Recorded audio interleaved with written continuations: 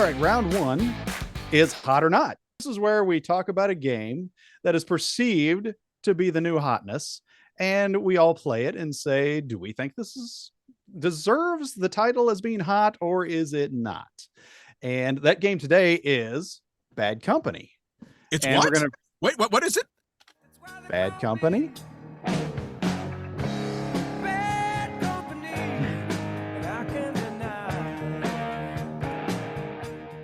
Yes, the game is Bad Company. Thank you for that solid drop in. And You're welcome. we're going to break away for just a second while I'll explain how Bad Company is played. All right, in Bad Company, you're going to organize a group of gangsters, which you do by taking two of these boards and put them together at random to come up with your gang. In this case, it's the Lucky 11. And you're going to use these gangsters in order to commit heists and get the loot that comes with the heist. So everyone's going to start out with two heist cards to begin with.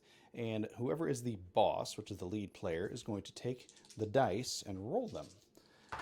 And those are going to have a couple of different outcomes. So you're going to have the 4 yellow dice. Whoever's turn it is going to decide what numbers they want to use. Maybe they want to use 6 and 7. There's also a black die.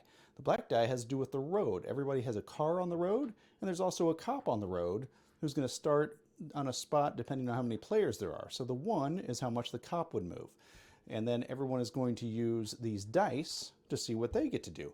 As you can see, every gangster has a symbol on them, and when you use that number, you activate that symbol. So the 6 would activate a flashlight, and the 7 would activate $2, where you would get $2 cash. For every flashlight, lock, glove, and mask, there's usually a symbol on one of the heists you're trying to commit. So for the flashlight, if we took that, we could put a check mark on one of the flashlights that are available. And so once the person decides, whoever turn it is, decides how they want to arrange these dice, that could have been a 9 and a 4, everyone else gets to choose one of those numbers to activate one of their gang members. As soon as the heist is all the way filled up with check marks, you get to take the check marks off of it, flip it over, and put it in one of the spots that you have down here to hold your heists that are finished, and you'll have symbols on it. If you have the most of that symbol, you get to take the bling associated with that symbol and put it on any gang member that you have in your gang. From then on, whenever you would activate that number, you're going to go up 1 on the score track. And other people might be going up 1, and they might be going up 2, and the score things might get all over the place, because that's what happens in this game. The coolest thing about this game, though, is when you have money, the only thing to do with money is to recruit more gang members. You can see for $3, you can step up in here, and anyone can do this on any turn.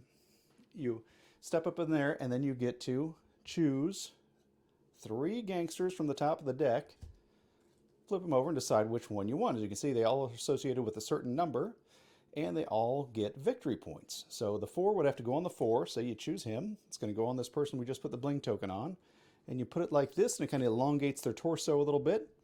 They still get the bling, and now you have 2 different icons whenever you activate that gangster. So it's going to make your gangster more powerful, plus it's worth points at the end of the game. The other thing you can do with the symbols that don't have anything to do with doing heists are the steering wheels. That's what moves you along the road here. And as you can see, whenever you go along any of these little roadblocks, you get $2. You get something from the safe, which that's another issue. Another deal with it here is you can also every once in a while get something from the safe, which is cool. Which is that, there you go, that's 3 points. That's going to get you at the end of the game.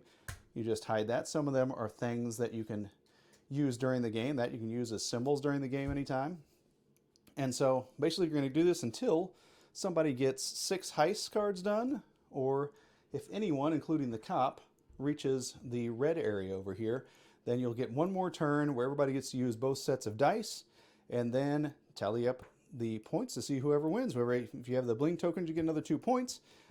Flip over all your cards, figure out how many points they are. Some of them are dependent on how many different symbols you have of other kinds. And it's should be a pretty quick game. Should be about 30 minutes or under, and pretty fun. Oh, and also you have to stay ahead of the cop, or else you're going to lose 3 points at the end of the game. And that is pretty much it on how you play Bad Company. And we're back. Man, that was quick. That was a good explanation, though. Oh, super fast. Nobody else will. And so anyway, what we've got here is Bad Company, which the reason why we're talking about this on Hot or Not is it received, and it's bragging about it on their box, 9 out of 10 from the Dice Tower. So what is Did they give it what rating did they give it? Seal of Excellence. Excellence. Yes, that's what 9 out of 10 gets you. Seal of Yep. excellence, my friend. Yep. So we're going to go around. You've seen how Bad Company plays. We're going to go around and talk about what we think. Is it hot? Is it not? We'll start with me and we'll send it around the board as we do. And hot or not, or Bad Company rather, it's hard for me to put my thumb on whether I would say this is hot or not. It is a good game. I think it's a fine game. I like the artwork. I like the play in it. Some people say it's a space base type game, and where you're building up your little empire of bad guys. And I think the play is fun. And what I don't get is how I would say tentatively it's hot.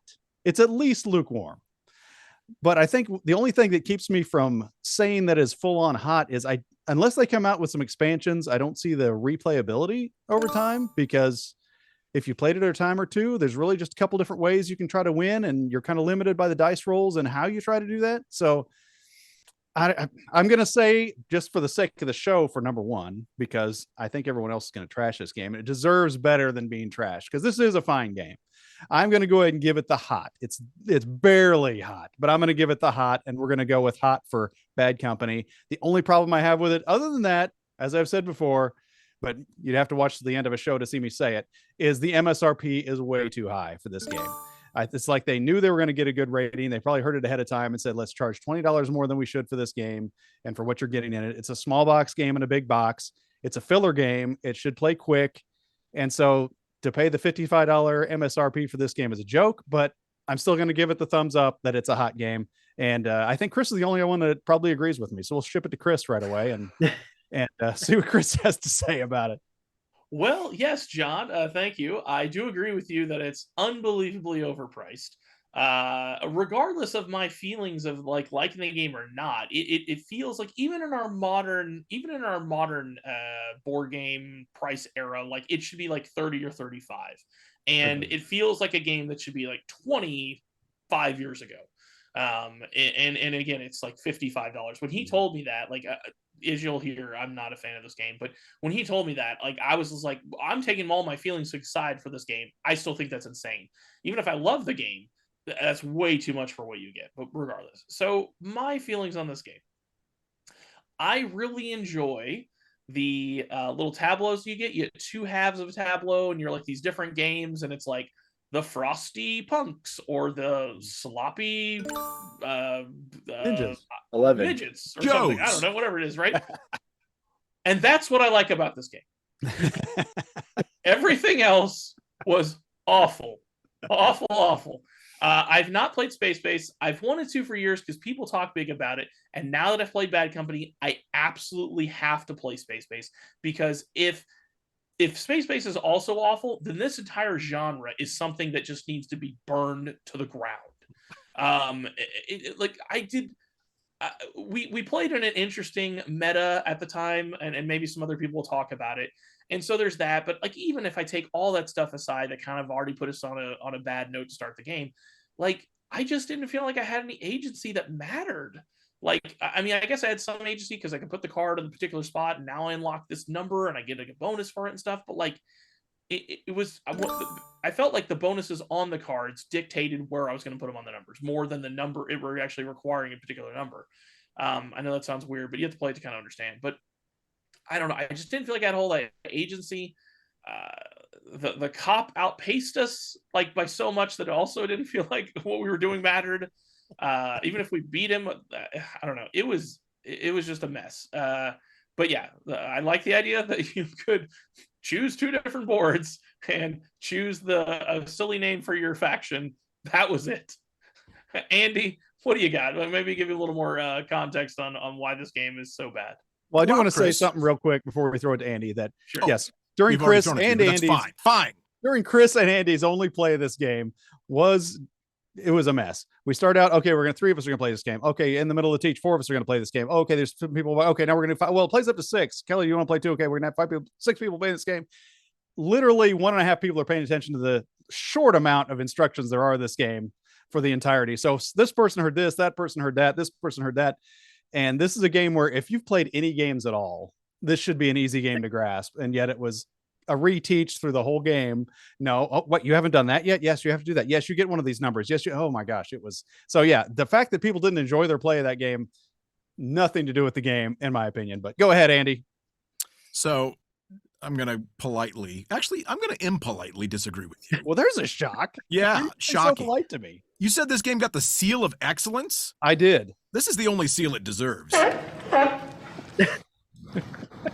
Yeah. I'm just going to have this playing in the background as I get my commentary. Just the seal noises. Because this is a piece of garbage. Not that seals are pieces of garbage, but Wow. That's Baby a seals are, though. You need to club them. now I'm going to have the baby seal club after me. For Exactly. seals and calling them garbage. Fortunately, the Baby Seal Club is under your chair. So I don't would that be the let's not go there. Okay. Turn this junk off. What am I doing? Okay. My time's running out. This game. Yeah, I've played Space Base. Space Base is actually okay. I owned it for a while, played it a few times, but then got kind of tired of it. I know it improves on Machikura, which had its flaws. Then this one comes along and is basically just a worse version of Space Base, I feel like. The art is not that appealing. Some people like the art. I didn't really care for it. I thought the pieces were chintzy, the little plastic cars and the little board that was just this tiny little thing. And yeah, $55 for this? That's absolute garbage. I mean, I'm sorry. It really is not very appealing and certainly doesn't feel like you're getting your money's worth in that game. I don't know how this made the seal of excellence. I don't know if there was some bribery going on at the Dice Tower. I'm not trying to accuse something of happening, but malicious accusory. I just did, I guess, right? Yeah. So anyway, I don't know. It just wasn't that fun to me. It was pretty boring. There was a lot of downtime between turns. It's very simple mechanics, but it was just boring. There's not a lot to think about. And maybe it was the fact that we played with the maximum player count. I think at 6 or 7 players, whatever it was, and it was just a lot of downtime between players, between turns. Okay. I just. Ugh. Andy, Okay. I'm concerned you played a different game. I am too. There's zero downtime. There's zero downtime. This is why the teach was so hard. It's Yeah. like, oh, you haven't done that yet? Yeah, you get to choose one of these numbers too. It's your Yeah. turn every time. Yeah, no matter whose turn it is, you have still get to something pick a number. resolve. So Yeah, like you're always looking at but the number.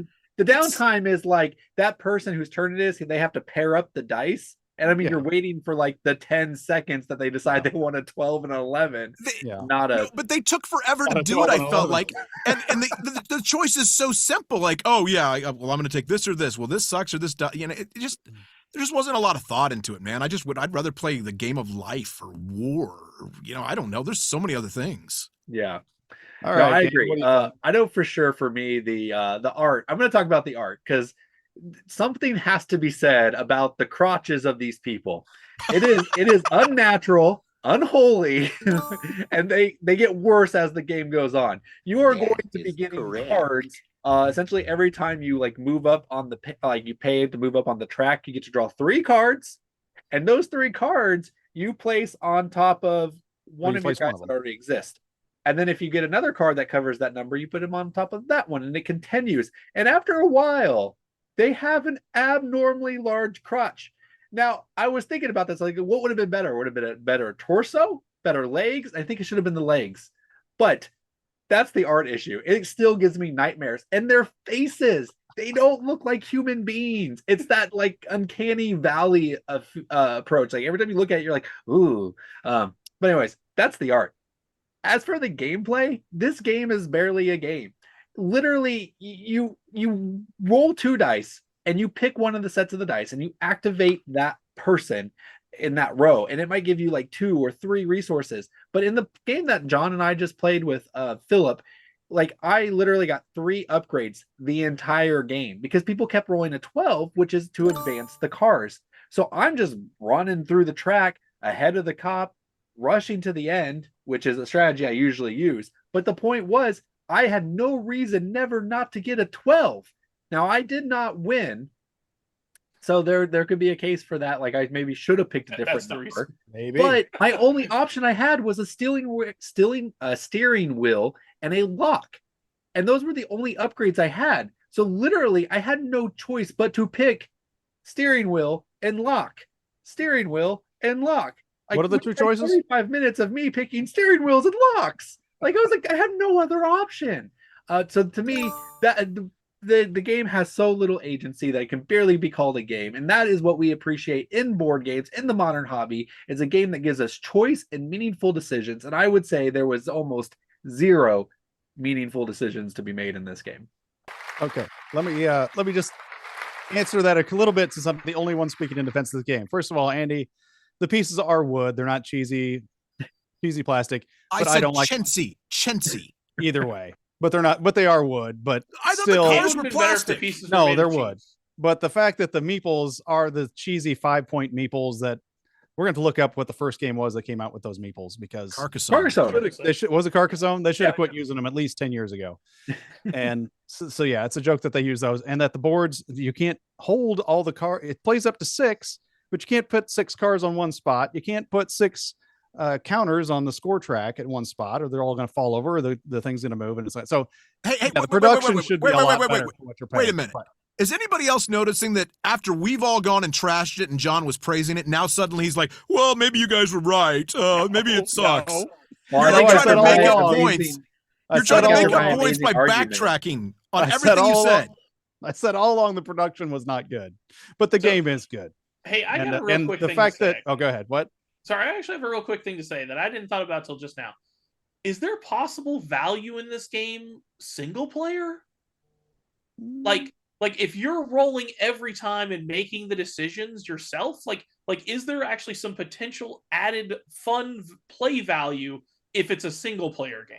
Does play 1 to 6. That's what I'm saying. I saw that 1 to 6 and I was like, wait, maybe this game wouldn't be awful. It was just one player. I mean, I still depending think on it the would be awful. details that it gives you to play one player, Well- right? Because obviously it changes somewhat. Like Yeah, there's I'll some try it possibility. today and let you know. Two plus, it's awful, but there's some chance because I haven't done it yet. At one player, it could be okay. Well, it really depends if you're a man who enjoys, what was it, Daniel? Non-human-like figures with large crotches. That's right. The other thing I wanted to say is the artwork, the art style I like. The art choices sometimes are a little iffy, but it's their abdomen. It's not their crotch that's stretching. That's ridiculous. Well, and Dude, Daniel, it's- Thorax, as we were saying, if they We were now- an insect, it'd be the thorax. we also now know that Daniel has he's tipped everybody off that he's a leg man because he was like, they should have made their legs bigger. Yeah, they should have. I'm You're a telling you leg man. guys, go look them up online. I can't stop looking at the bottom portion of the cards. It's so inhuman. It's a sight to be seen. Let's just put it that way. Well, let us know what you think. Is this game inhuman? Is it alien or otherwise? And what do you think about it? Should it have gotten 9 out of 10 from the Dice Tower? I'm not we're trying to call him out. I mean, Andy is. Oh, I But am. is this game hot or not? I challenge Tom Vassell to a celebrity boxing match. Let it be I known think he's right got here. the reach on you. Come on. All right, let us know what you think, and don't forget to like and subscribe, please. He What do we does got have next? He does have the reach. I need a pogo stick. Yes. Hey, thanks for watching a clip from Around the Board. It's a show that comes out every other Thursday where we discuss board games and board game topics. We're awarded points, and at the end, whoever wins gets to be on their soapbox and say whatever they want. So if you want to watch the full episode, find the link in the description below. Thanks for watching.